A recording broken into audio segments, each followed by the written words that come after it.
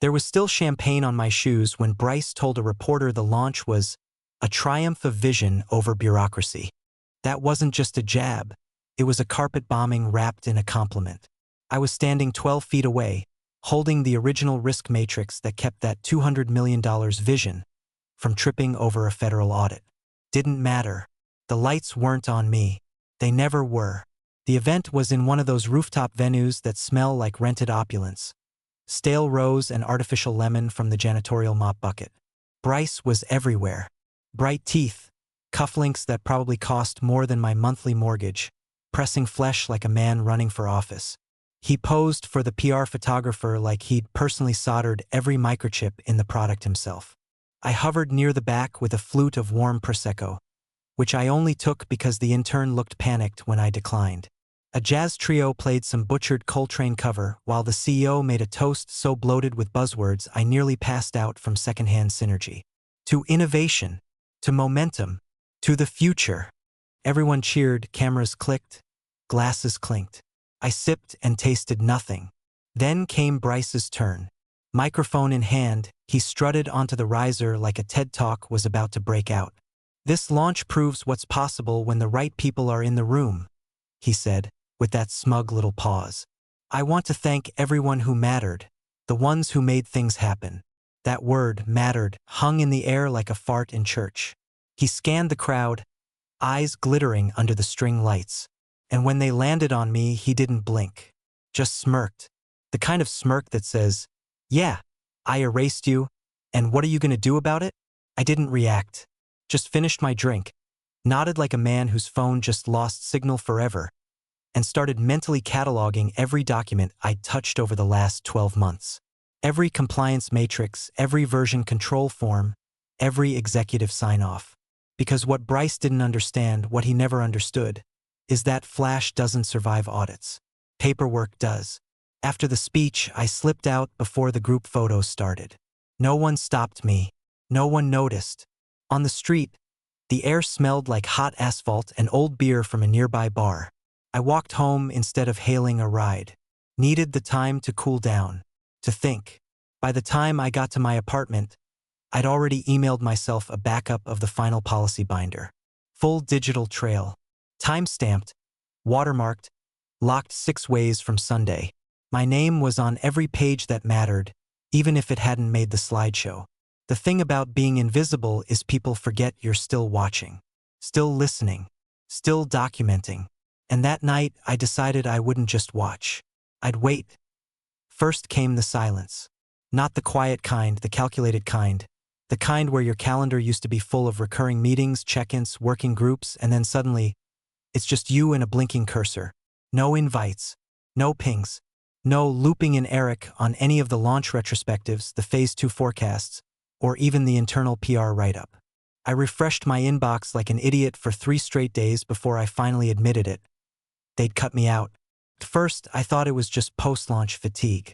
Maybe people were on vacation, taking breathers, resetting priorities. But the pattern was too precise. The finance folks who used to send me line-item questions? Gone. Legal, who used to CC me on anything remotely adjacent to policy interpretation? Radio silence. Even my direct reports started getting invites I didn't see. One forwarded me a Zoom link out of pity with a note that read, "Thought you were in this one?" I wasn't. The real confirmation came that Friday, when I got pulled into a one-on-one with a bright-eyed HR liaison who looked like she still wore her college lanyard on weekends. She opened a Google Doc titled Launch Phase Visibility Roles and used phrases like elevating stakeholder optics and executive narrative consolidation, which apparently meant that Bryce would now own executive visibility for the launch. My job? Continue ensuring back-end operational continuity. That's HR speak for shut up and make sure the lights stay on. I nodded through the whole thing, took notes I'd never read again, and left that meeting feeling like someone had stolen my fingerprints. I wasn't mad. Not yet. Just displaced. Like a ghost in the very house I built. But then came the deck. It was Monday, 9:07 a.m., and I was scrolling through our shared drive, looking for a previous audit trail template, when I found a presentation labeled Bryce_exec_update underscore V3 underscore phenalphenalphenol. Because of course, I opened it, and there it was, slide 8. Risk mitigation pathways. Except it wasn't his. It was mine. Word for word, diagram layout and all. Down to the damn typo I'd never corrected in the original. Mitigation instead of mitigation. He'd copied my report, stripped my name, slapped his logo on it, and presented it to the C-suite like it had fallen out of his visionary ass. I didn't breathe for a full 10 seconds. And then I laughed. Not because it was funny, because it was perfect. You don't plagiarize trash. You plagiarize gold. Which meant I still had the one thing Bryce would never understand. Substance. Backbone. Receipts. I printed out the original. Stapled it. Wrote the date I first authored it in pen on the bottom. Then I pulled out the hard copy of my compliance binder and slipped it in, right behind the executive signature page. I wasn't going to confront him. Not yet. Because there's a trick to this kind of war. You let your opponent think they're winning. You let them build a house out of your bones. Then you yank out the foundation. It was around the time someone left a post-it on my desk that read, "The Binder Whisperer," that I realized I'd become a walking punchline. The kind of office joke people make when they think you're harmless. Like a janitor who knows where the bodies are buried but smiles too politely to ever dig them up. I left the note there for days. Let them laugh. Every morning, I showed up at 7:15 sharp, 15 minutes before the rest of the floor came alive. The cafeteria wouldn't even unlock their yogurt fridge yet. I'd boot up my terminal, pour burnt coffee from the industrial pot in the break room, and get to work on what no one else in that building gave a shit about. The policy binder. Not the glossy PDF Bryce had emailed the board. I mean the real binder, 300 pages of regulatory trails, revision histories, compliance sign-offs, third-party verifications, internal risk assessments, redline edits with initials from execs who wouldn't admit they'd ever seen them. It was the equivalent of a black box on a flaming jet, and I was the poor bastard who made sure it stayed intact. They joked like it was a hobby. Married to paperwork, one dev snickered. Gotta check if Eric's taking his binder to lunch, someone else said. I smiled, nodded. Let them live in their sitcom. What they didn't know, what Bryce didn't know, was that this hobby had teeth. That inside that dull black spine was the difference between a greenlight $80 million second phase and an FTC investigation that could freeze our assets mid-quarter. Then, right on cue, the whisper hit. Not to me directly, of course. To the board. Anonymous whistleblower flagged a potential issue with launch phase compliance gaps. Something about circumvented validation checkpoints in the final QA sprint. I didn't need to guess who it was. There were at least 4 burned-out engineers who'd quietly mentioned Bryce's overriding process for speed to market. He wanted sizzle. Regulators wanted signatures. I flagged it internally like protocol required, drafted a clean summary, linked the internal audits, noted my concerns about phase gating gaps, sent it through the proper channels. Within 24 hours, the thread was dead. The director of risk management replied with a vague, "Thanks for surfacing this. We'll review internally." No follow-up, no acknowledgement, no escalation. That was the moment I stopped playing by their rules. I made copies, not just digital backups, physical ones, USB drives, printed records, stored one at home, one in a locked drawer behind my old certifications in a cabinet nobody ever checked. I didn't tell anyone, didn't gloat, just kept filing, dating, and documenting like a man quietly sewing a parachute while everyone else danced on a flaming wing. Because this wasn't about credit anymore. It was about survival. And when the plane started falling, I intended to walk away from the wreckage with my name stamped on the only thing left intact. They called it a strategic alignment review. Translation: the board wanted blood or a blessing before they unlocked another $80 million in funding. Nobody said it aloud, but we all knew the review wasn't just a formality. It was a reckoning. Rumors hit like caffeine. By Tuesday, someone on the marketing floor whispered that a new board appointee had a government background. By Wednesday, finance was sure it was ex-Federal Trade Commission. Thursday, I overheard someone in sales mutter the word audit like it was Voldemort. All I knew was that the meeting wasn't happening in our usual conference room. It was moved to the room the one with actual wood panels and a built-in mic system. When legal starts polishing microphones, you know things are about to get biblical. Bryce, of course, handled it like a man running for re-election in a race no one else entered. He called a company-wide town hall that Friday, brought in custom cold brew, branded scones, and one of those rented lav mics you clip on your collar to look like you're about to deliver the Gettysburg Address. He strutted on stage in front of a massive slide that read, "Launch learnings. Our flawless execution." I nearly choked on my dry bagel. He talked for 30 minutes straight, called the launch a moonshot of operational excellence. Used phrases like market velocity, executional resilience, and my personal favorite, compliance confidence. I counted 8 lies, 3 half-truths, and 1 slide where he'd clearly stolen my diagram again. Only now the typo was fixed. Mitigation had been corrected. Progress, I guess. No mention of the compliance binder. No nod to documentation. Just vibes and velocity.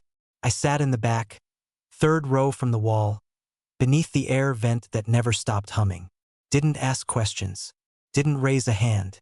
Just tapped my pen once every 30 seconds to keep myself from glaring.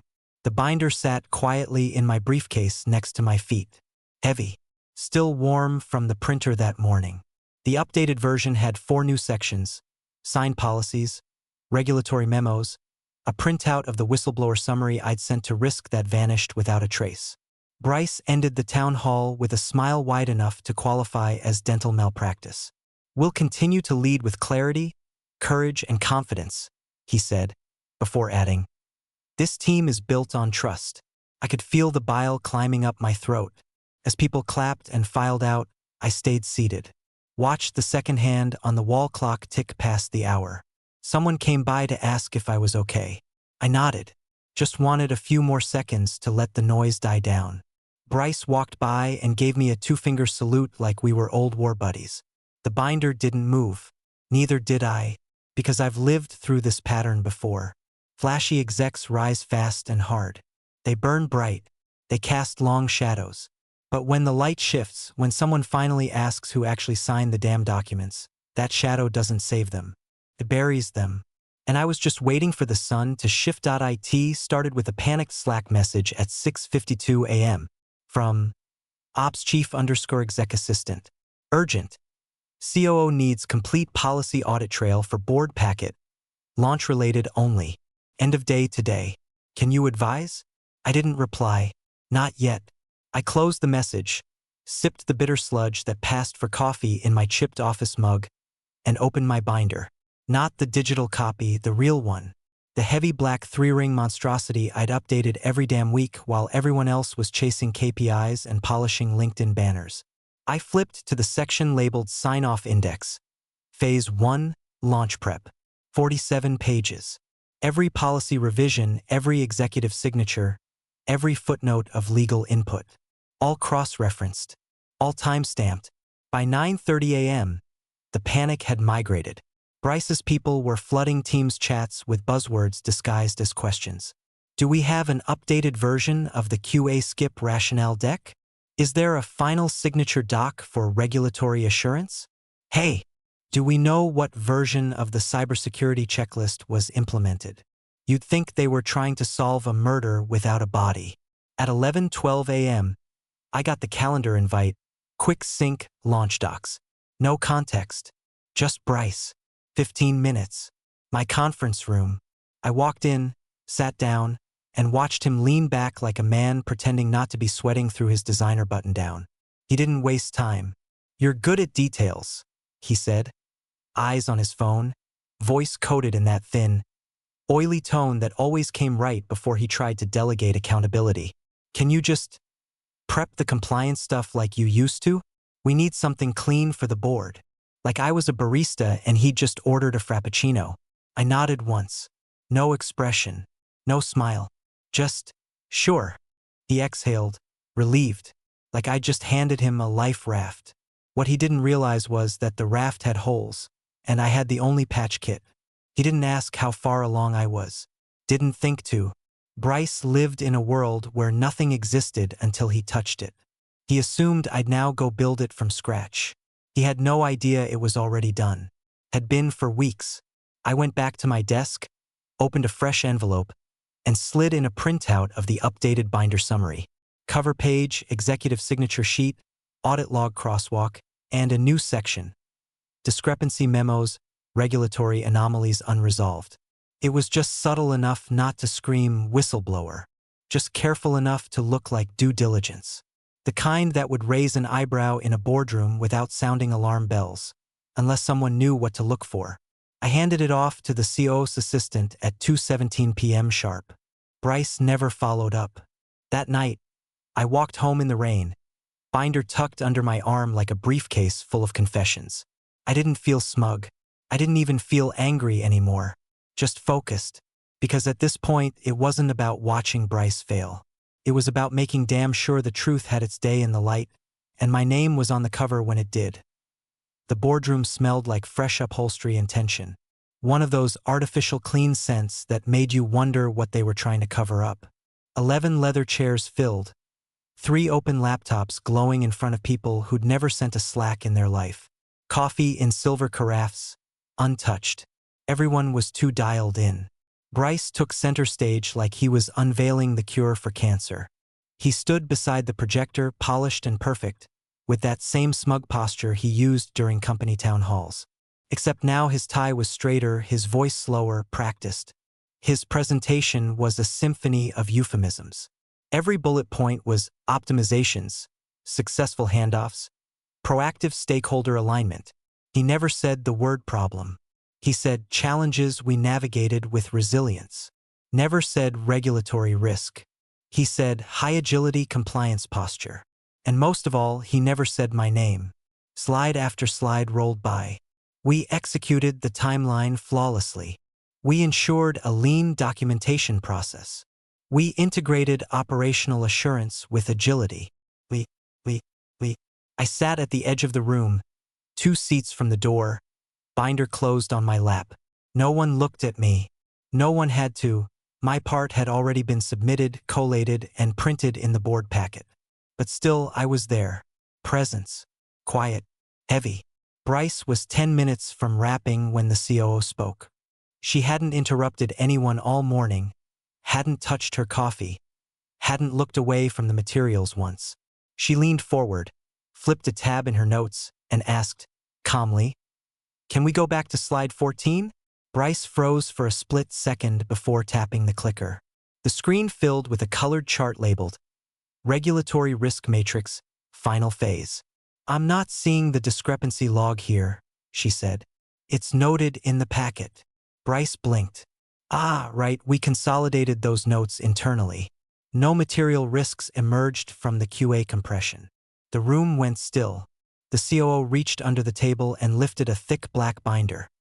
The binder, dropping it beside her with a weighty thud that echoed off the conference walls like a verdict. She flipped it open, slow and deliberate, to a bookmarked page near the front. Held it there with one palm, looked up at Bryce, and asked, "Who is listed as the policy owner here?" Her tone was clinical, neutral, but you could hear the steel behind it. Bryce smiled, like this was some kind of game show. "Well, I mean, ultimately the strategy team owns the process outcomes, but that's not the question," she cut in. "Who is listed?" The room turned to him.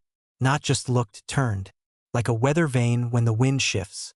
Bryce's eyes flicked toward me for a fraction of a second. Then back to the binder. Then to the COO. And that grin, it wavered. Just slightly. Just enough. And in that tiny breath of hesitation, the tension in the room reached its breaking point. Not with shouting or drama, but with silence so dense it practically whistled. Bryce cleared his throat. "I believe that's handled under compliance," he said, voice a touch thinner now. "We partnered across departments to ensure cohesion." The COO didn't nod, didn't move. She just kept her eyes on the page, waiting. Bryce took a shallow breath, preparing to say something else. And then, before he could speak, I moved, quietly, and raised my hand. The moment my hand rose, the room forgot how to breathe. It wasn't dramatic. No flourish. No eye contact. Just a simple, deliberate gesture. wrist relaxed, fingers uncurling toward the ceiling like I was asking permission to speak in church. But it hit like a gunshot. 12 heads turned in unison. The kind of synchronized swivel you usually only see in horror movies right before someone dies. The COO didn't flinch. She just looked over the rim of her glasses, lips pressed in a faint line of expectation. No surprise, almost like she'd been expecting it. Bryce? Bryce stared at my hand like it was a noose with his name engraved on it. "Oh no," he whispered, just barely audible, just loud enough. He looked at the binder in front of her like it had grown teeth. His face drained, not in a cartoony, exaggerated way, but in that quiet, unmistakable deflation you only see when a man realizes he's built his entire legacy on someone else's spine and now the spine has stood up. The COO turned one page forward, slid the binder an inch toward the table's center. "Signature log," she said. You could hear the rustle of paper and the creak of leather chairs leaning in. And there it was. My name. Top line. Eric Hallstrom, Director, Compliance and Regulatory Strategy. Dated. Stamped. Co-signed by legal. Reviewed by risk. Every executive signature directly beneath mine like a waterfall of institutional accountability. Like they'd all agreed on paper that I was the fulcrum. Nobody spoke. One of the board members, a man with silver hair and the posture of someone who'd once briefed a Senate committee, gave a single nod. Subtle. Crisp. "That solves the authorship issue," he said. "No emotion. Just resolution." Bryce tried to open his mouth, but nothing came out. His throat bobbed. His hands fidgeted with a pen he wasn't holding 5 seconds ago.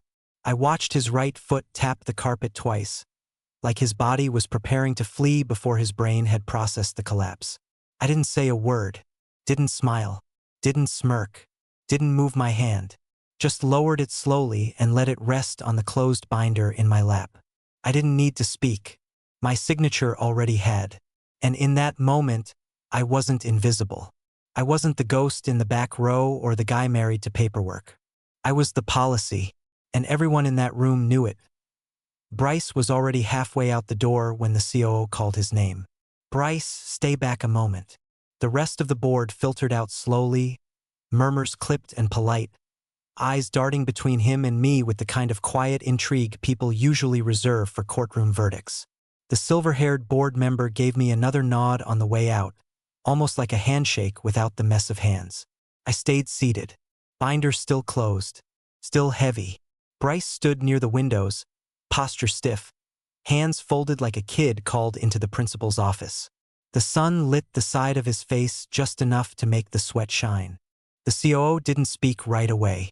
She just opened her laptop, clicked a few tabs, and let the silence marinate.